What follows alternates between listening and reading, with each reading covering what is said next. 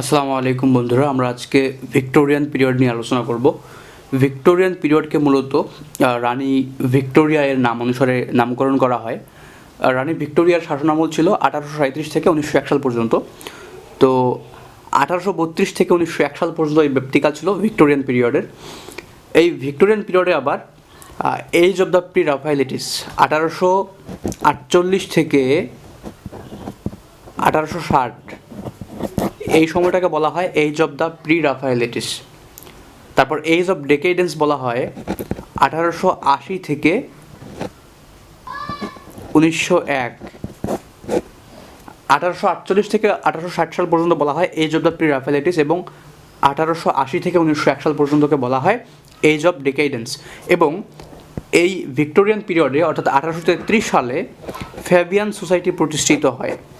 এটি বিভিন্ন পরীক্ষায় আসে যে ফ্যাবিয়ান সোসাইটি কোন সময়ে প্রতিষ্ঠিত হয়, 1833 সালে, এবং এটি ভিক্টোরিয়ান পিরিয়ড ছিল অবভিয়াসলি। এবং এই ভিক্টোরিয়ান পিরিয়ডকে বলা হয় golden age of novel. Golden age of novel বলা হয় ভিক্টোরিয়ান পিরিয়ডকে, মানে উপন্যাসের স্বর্ণযুগ বলা হয় ভিক্টোরিয়ান পিরিয়ডকে। এবং এই ভিক্টোরিয়ান পিরিয়ডের উল্লেখযোগ্য ঔপন্যাসিক এবং কবি ছিল হচ্ছে Lord Alfred Tennyson, Robert Browning, Matthew Arnold, Charles Dickens. Charles Dickens এই ভিক্টোরিয়ান পিরিয়ডের সব থেকে উল্লেখযোগ্য একজন ঔপন্যাসিক, নোভেলিস্ট, এবং এটি 36তম বিশেষ এসেছিল যে চার্লস ডিকেন্স কোন পিরিয়ডকে বিলং করে। সো আমরা আজকে আলোচনা করব এই উল্লেখযোগ্য রাইটারদের নিয়ে, তাদের সাহিত্যকর্ম নিয়ে। প্রথমে আসি লর্ড আলফ্রেড টেনিসন সম্পর্কে।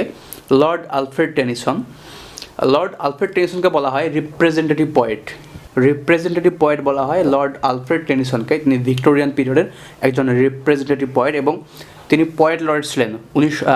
আমরা জানি যে 1843 সালে যখন কবি সাদ মৃত্যুবরণ করে, কবি সাদ ছিলেন ইংল্যান্ডের পয়েট লরেট। সো কবি সাদের মৃত্যুর পর উইলিয়াম ওয়ার্ডসওয়ার্থ 1843 সাল থেকে 1850 সাল পর্যন্ত ইংল্যান্ডের পয়েট লরেট ছিলেন। তো উইলিয়াম ওয়ার্ডসওয়ার্থ আমরা জানি 29 বছর বয়সে ছুরিকাঘাতে মৃত্যু হয় এবং তার মৃত্যুর পর লর্ড আলফ্রেড টেনিসন সেই জায়গাটি নেয়। অর্থাৎ 1850 সালে Lord Alfred Tennyson poet laureate উপাধিতে ভূষিত হন। এবং লর্ড আলফ্রেড টেনিসন উইলিয়াম শেক্সপিয়ারকে ড্যাজলিং সান উপাধি দিয়েছিলেন। উইলিয়াম শেক্সপিয়ারকে Lord Alfred Tennyson dazzling sun উপাধি দেন। এবং তার একটি বিখ্যাত নাটক রয়েছে। লর্ড আলফ্রেড টেনিসন মূলত একজন কবি, তো তার একটি বিখ্যাত নাটক রয়েছে, একটি মাত্র নাটক, সেটা হচ্ছে কুইন মেরি। এটি একটি উল্লেখযোগ্য নাটক, এটি পরীক্ষায় আসতে পারে। এবং তার যে উল্লেখযোগ্য কবিতাগুলো যদি আমরা খেয়াল করি, ডেথ অফ ইনোনি, এটি উল্লেখযোগ্য, তার বৃহৎ একটি কাব্য মূলত ইনোনি, ডেথ অফ ইনোনি। এবং ইউলিসিস হচ্ছে গ্রিক বীর। ইউলিসিস একজন গ্রিক বীর, গ্রিক পুরাণ অনুসারে তিনি লিখেছিলেন ইউলিসিস এই কাব্যটি। তারপর লোটাস ইটার্স, পদ্মখেকো। তারপর লক্সলে হল হচ্ছে একটি রোমান্টিক উপন্যাস বলা যায়। রোমান্টিক আবার হচ্ছে এটা কি বলে, সেকা খাওয়া, হৃদয় বিদারক একটি উপন্যাস। এখানে গল্পের যে নায়ক তিনি তার এক কাজিনের প্রেমে পড়েন এবং তার সেই কাজিন তার প্রেমের প্রস্তাব প্রত্যাখ্যান করে, রিফিউজ করে। তো সেই কাহিনী নিয়ে মূলত বেদনা নিয়ে লেখা লক্সলে হল। তারপর টিথোনাস, তার একটি উল্লেখযোগ্য কবিতা। তারপর মর্টেরি আর্থার, এই মর্টেরি আর্থার কবিতায় এক্সক্যালিবার তরবারির কথা বলা হয়েছে। এক্সক্যালিবার তরবারির উল্লেখ রয়েছে মর্টেরি আর্থার কবিতায়। এটি পরীক্ষায় আসে যে লর্ড আলফ্রেড টেনিসনের কোন কবিতায় এক্সক্যালিবার তরবারির কথা উল্লেখ রয়েছে। তারপর দ্য প্রিন্সেস ব্রাইড হচ্ছে একটি অন্যতম রোম্যান্টিক কবিতা। দ্য প্রিন্সেস ব্রাইড তার একটি রোম্যান্টিক কবিতা। সেখানে এক রাজকন্যা, যেটা বলা যায় কি খামারি, এক রাজকন্যা তাদের খামারের এক খামারির প্রেমে পড়েন। তো সেই কাহিনী নিয়ে মূলত এই সফল প্রেমের কাহিনী নিয়ে এই প্রিন্সেস ব্রাইড কবিতাটি লেখা। তারপর ইন মেমোরিয়াম হচ্ছে একটি শোকগাথা। তার বন্ধু আর্থার হ্যালামের মৃত্যুতে এই শোকগাথাটি ইন মেমোরিয়াম এলিজিটি তিনি লিখেছেন লর্ড আলফ্রেড টেনিসন। তো এই ছিল লর্ড আলফ্রেড টেনিসনের সাহিত্যকর্ম। এরপরে আমরা যদি খেয়াল করি রবার্ট ব্রাউনিং ভিক্টোরিয়ান পিরিয়ডের একজন উল্লেখযোগ্য কবি। তিনি মূলত ফাদার অফ ড্রামাটিক মনোলগ বলা হয়। ড্রামাটিক মনোলগের কারণে, এই টার্মের কারণে তিনি বিখ্যাত। 37তম বিশেষ এসেছিল রবার্ট ব্রাউনিং কোন পিরিয়ড বিলং করেন। সেটা মনে রাখা হচ্ছে যে রবার্ট ব্রাউনিং একজন ভিক্টোরিয়ান পিরিয়ডের উল্লেখযোগ্য একজন কবি। তো তাকে বলা হয় father of dramatic monologue. Man and women, men and women এই বিখ্যাত একটি বই। এই মেন অ্যান্ড উমেন বইটি বিখ্যাত হচ্ছে ড্রামাটিক মনোলগের কারণে। এই ড্রামাটিক মনোলগের কারণে ড্রামাটিক মনোলগ তিনি সূচনা করেন, যার কারণে তাকে বলা হয় ফাদার অফ ড্রামাটিক মনোলগ। তারপর তার একটি বিখ্যাত উক্তি রয়েছে যে ইটালি ওয়াজ মাই ইউনিভার্সিটি, তাটি বিখ্যাত কোটেশন, এটি বিখ্যাত উক্তি। তারপর তিনি মূলত কবি এবং তার দুটি নাটক রয়েছে, দ্য রিটার্ন অফ দ্য ড্রাসেস এবং কলম্বাস বার্থডে। তার মাত্র দুটি বিখ্যাত নাটক, উল্লেখযোগ্য নাটক দ্য রিটার্ন অফ দ্য ড্রাসেস এবং কলম্বাস বার্থডে, এগুলো মনে রাখা জরুরি। তারপর তার যদি কবিতাগুলো আমরা খেয়াল করি, my last duchess, the last ride together, তারপর a grammarian's funeral, Andrea del Sarto, one word more, the pied piper of Hamelin, তারপর Rabbi Ben Ezra, Fra Lippi, two in the Campagna, love among the ruins, the patriot. এগুলো ছিল Robert ব্রাউনিংয়ের উল্লেখযোগ্য কবিতা। My last duchess, the last ride together, a grammarian's funeral, Andrea del Sarto, one word more, the pied piper of Hamelin, Rabbi Ben Ezra, Fra Lippi, two in the Campagna, love among the ruins, the patriot. এগুলো মুখস্থ করার বিকল্প নেই, তো কয়েকবার যদি ভিডিওটি দেখেন তাহলে অবশ্যই এগুলো মনে থাকবে। এগুলো রবার্ট ব্রাউনিংয়ের উল্লেখযোগ্য কবিতা। আমরা যদি এরপর চার্লস ডিকেন্স এর সামনে যাই, চার্লস ডিকেন্স ভিক্টোরিয়ান পিরিয়ডের একজন উল্লেখযোগ্য এবং খুবই বিখ্যাত একজন ঔপন্যাসিক। শুধু ভিক্টোরিয়ান পিরিয়ডের না, মূলত একজন ইংলিশ সাহিত্যের, ইংলিশ লিটারেচারের চার্লস ডিকেন্স একজন বিখ্যাত ঔপন্যাসিক। তার একটি বিখ্যাত উপন্যাস রয়েছে ফরাসি বিপ্লবের প্রেক্ষাপটে লেখা আ টেল অফ টু সিটিজ।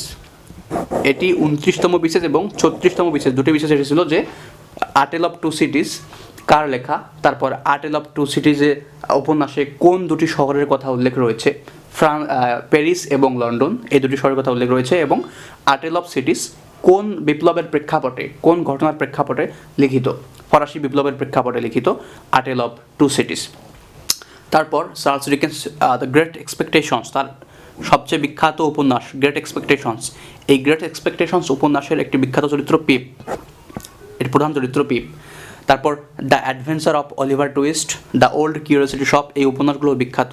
ডেভিড কপারফিল্ড ছিল চার্লস ডিকেন্সের অটোবায়োগ্রাফি, আত্মজীবনীমূলক রচনা। ডেভিড কপারফিল্ডের 36তম বিশেষ ছিল যে ডেভিড কপারফিল্ড কার অটোবায়োগ্রাফি, কে লিখেছেন। ডেভিড কপারফিল্ড চার্লস ডিকেন্সের আত্মজীবনীমূলক উপন্যাস। তারপর আ ক্রিসমাস ক্যারল, এটা 29তম বিশেষ ছিল, বিশেষ বিসিএসে। আ ক্রিসমাস ক্যারল কার লেখা, কার রচনা, কার সাহিত্যকর্ম, কার উপন্যাস। আ ক্রিসমাস ক্যারল চার্লস ডিকেন্সের একটি উল্লেখযোগ্য উপন্যাস। তারপর ব্লিক হাউস, হার্ড টাইমস, জোয়ান অব আর্ক ছিল চার্লস ডিকেন্সের একটি ড্রামা। চার্লস ডিকেন্সের একটি ড্রামা ছিল জোয়ান অব আর্ক। এগুলো ছিল চার্লস ডিকেন্সের, এবং চার্লস ডিকেন্স ভিক্টোরিয়ান পিরিয়ডের একজন উল্লেখযোগ্য ঔপন্যাসিক। তারপর গ্ল্যাডস্টোনকে বলা হয় grand old man of Britain, যেমন আমাদের grand old man of India বলা হয় নওরোজিকে, দাদাভাই নওরোজি, সেরকম দাদাভাই গ্ল্যাডস্টোন ব্রিটেনের গ্র্যান্ড ওল্ড ম্যান বলা হয় তাকে। গ্ল্যাডস্টোনের একটি বিখ্যাত উক্তি রয়েছে, justice delayed, justice denied, justice hurried, justice buried. যদি জাস্টিস বিলম্ব করা হয় সেটি অস্বীকার করা হয়, যদি দ্রুত করতে যান, তাড়াহুড়ো করেন, তাহলে সেটি নষ্ট হয়ে যায়। তারপর হচ্ছে কার্ল মার্কস ছিলেন ভিক্টোরিয়ান পিরিয়ডের একজন উল্লেখযোগ্য রাজনীতিবিদ বলা যায়, রাজনীতি সচেতন লেখক বলা যায়, সমাজতন্ত্রের প্রবক্তা, তাকে বলা হয় father of socialism.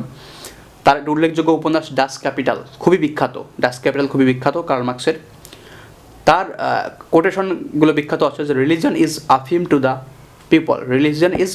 To the people, ধর্ম হচ্ছে মানুষের কাছে একটা নেশার মতো, আফিমের মতো। তারপর the history of all previous societies has been the history of class struggle, আমাদের মানব সমাজের ইতিহাস হচ্ছে মূলত শ্রেণী সংগ্রামের ইতিহাস। তার এই দুটি বিখ্যাত কোটেশন কার্ল মার্কস। এরপরে হচ্ছে জর্জ ইলিয়ট মূলত ভিক্টোরিয়ান পিরিয়ডের একজন ঔপন্যাসিকা, মানে মহিলা ঔপন্যাসিক। জর্জ ইলিয়ট নামটি পুরুষের মতো হলেও ওনার আসল নাম হলো Mary Ann Evans. Mary Ann Evans হচ্ছে তার আসল নাম। তিনি মূলত এই পেন নাম ছিল জর্জ এলিয়ট, পেন নেম এই নামে লেখেন জর্জ এলিয়ট নামে। তিনি একজন মহিলা ঔপন্যাসিক ভিক্টোরিয়ান পিরিয়ডের। তার উল্লেখযোগ্য উপন্যাসগুলো হচ্ছে Adam Bede, Silas Marner, the Spanish gypsy, Middlemarch, the Spanish gypsy, Silas Marner, Adam Bede. তারপর হচ্ছে ম্যাথিউ আর্নল্ড ভিক্টোরিয়ান পিরিয়ডের একজন উল্লেখযোগ্য সমালোচক এবং কবি। ম্যাথিউ আর্নল্ডের সাহিত্য সমালোচনামূলক গ্রন্থ হচ্ছে দ্য স্টাডি অফ পোয়েট্রি হচ্ছে ম্যাথিউ আর্নল্ডের সাহিত্য সমালোচনামূলক গ্রন্থ। তারপর দ্য স্কলার জেপসি হচ্ছে তার একটি উল্লেখযোগ্য কবিতা। তারপর Dover beach, Thyrsis, Rugby chapel, Haworth churchyard, Heine's grave. তার এই যে থাইরেসিস থেকে এগুলো, রাগবি চ্যাপেল, আর্নল্ড তার বাবার মৃত্যুতে শোক প্রকাশ করেন, শোকগাথা লিখেন রাগবি চ্যাপেল। এই কবিতাটি, এই শোকগাথাটি তার বাবার মৃত্যুতে। তারপর ক্লাফের মৃত্যুতে, তারপর বন্ধু ক্লাফের মৃত্যুতে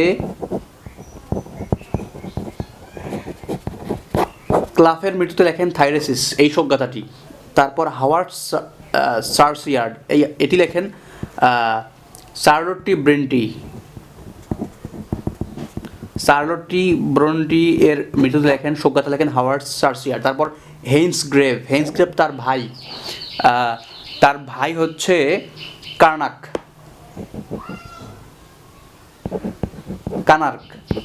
তার ভাই কানার্কের মৃত্যুতে হেইন্স গ্রেভ এই শোকগাথাটি লেখেন।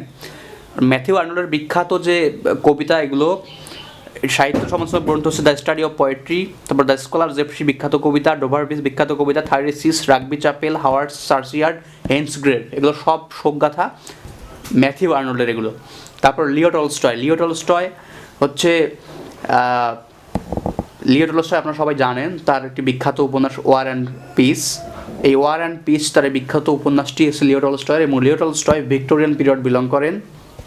এবং তার আরেকটি উপন্যাস হচ্ছে আন্না ক্যারিনা, ওয়ার অ্যান্ড পিস। এই দুটি উপন্যাসের জন্য লিও টলস্টয় বিখ্যাত।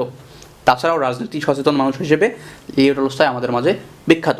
তারপর আরও উল্লেখযোগ্য রাইটার রয়েছে ম্যাক্সিম গোর্কির মা উপন্যাসটি খুবই বিখ্যাত। তারপর ভিক্টর হিগো, এগুলো খুবই বিখ্যাত রাইটার ছিলেন ভিক্টোরিয়ান পিরিয়ডের।